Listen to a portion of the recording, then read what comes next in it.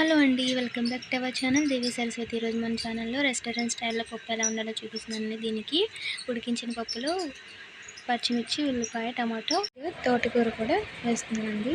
నార్మల్గా అయితే తోటకూర టమాటో ఎవరు ఉండరు, మనం కొత్తగా ట్రై చేద్దాం. చూడండి, ఇది చాలా బాగుంటుందండి. నేను చాలాసార్లు చేశానండి ఇంట్లోకి. ఇది మీరు కూడా ఎప్పుడైనా ట్రై చేయండి, చాలా బాగుంటుంది.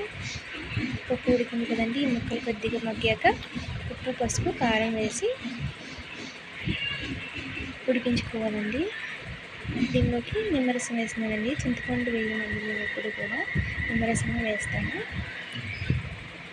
నిమ్మరసం వేసి కలుపుకొని దీనికి తాలింపు పెట్టుకోవాలండి. చూడండి, ఫస్ట్ ప్యాన్లో ఆయిల్ వేసి ఆయిల్ హీట్ ఎక్కాక గుమ్మడి వడియాలు వేయించుకుంటున్నానండి. పప్పులోకి గుమ్మడి వడియాలు, మజ్జిగ మిరపకాయలు, కొబ్బరి వడియాలు వేసానండి. తాలింపుకి అల్లం ముక్కలు, వెల్లుల్లిపాయ రెబ్బలు, కరివేపాకు, కొత్తిమీర, ఎండుమిర్చి, జీలకర్ర, ఆవాలు వేసానండి.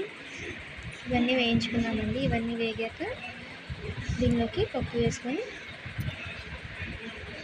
సర్వ్ చేసుకుంటే రెస్టారెంట్ స్టైల్లో పప్పు రెడీ అయిందండి. దీన్ని టమాటో, తోటకూర పప్పు కూడా అనొచ్చండి. చూడండి, ఒకసారి ట్రై చేయండి. ఇదైతే చాలా బాగుంటుంది. ఇలాంటి మోర్ వీడియోస్ కోసం సబ్స్క్రైబ్ చేయండి Devi Saraswati channel. Thank you for watching.